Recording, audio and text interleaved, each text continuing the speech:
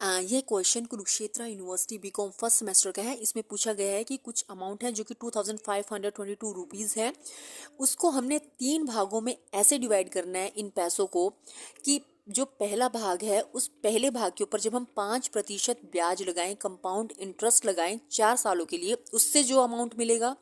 और जो दूसरा भाग है जब उसके ऊपर भी 5% ब्याज लगाएं 5 सालों के लिए, उससे जो अमाउंट मिलेगा।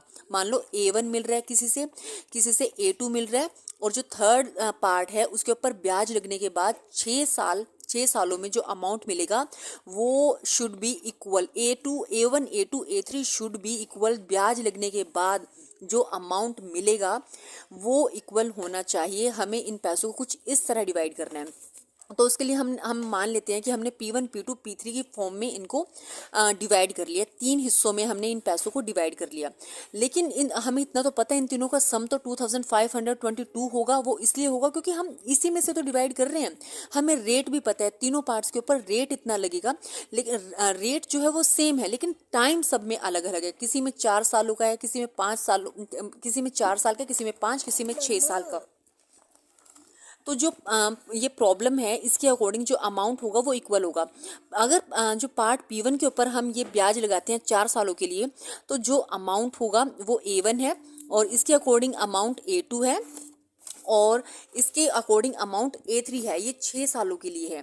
तो क्वेश्चन के अकॉर्डिंग वो अमाउंट जो है वो इक्वल होगा। A1 is equals to A2 is equals to A3। तो A1 किसके इक्वल था? जब हमने इसे सॉल्व किया वो आया हमारे पास P 1.05। ये P2 इसके इक्वल, और A1 इसके इक्वल, A2 इसके इक्वल, और A3 इक्वल इसके इक्वल। हमने इन तीनों इक्वेशंस को क्या किया, हम इसे रेशो से सॉल्व करेंगे। मतलब ये वाला पार्ट हम नीचे ले आते हैं। जैसे P1 is equals to P2, तो P2 एज इट इज रख लेते हैं हम। ये इसके नीचे चला जाएगा। इस क्वेश्चन को हमने ऐसे करना है, P3 को हमने ऐसे करना है। फिर उसके बाद जैसे कि हमें पता है जो तीनों पार्ट्स हैं वो इक्वल हैं। किस इक्वेशन से? जो हमने स्टार्टिंग में किया था, P1 plus P2 plus P3। इस इक्वेशन से ये तीनों इनका सम जो होगा 2522 होगा। इनको हमने ऐड किया, उसके बाद हमने एलसीएम से इसको करना है। एलसीएम से करने के बाद जब हम एलसीएम सॉल्व करेंगे तो हमारे पास ये वैल्यूज आएंगी। उससे हमारे पास P1 की वैल्यू निकल जाएगी। तो हम P2 के कैसे निकाल लेंगे? हम यहाँ पे पुट कर देंगे P2 की वैल्यू को। P2 की वैल्यू यहाँ पुट कर देंगे, उससे हमारे पास P2 की वैल्यू आ जाएगी। और P3 की हमने P2 की वैल्यू कहाँ पुट की है? P1 की वैल्यू इस इक्वेशन में पुट कर दी है। यहाँ पे P1 की वैल्यू जब हम पुट करेंगे तो हमारे पास P2 निकल जाएगा।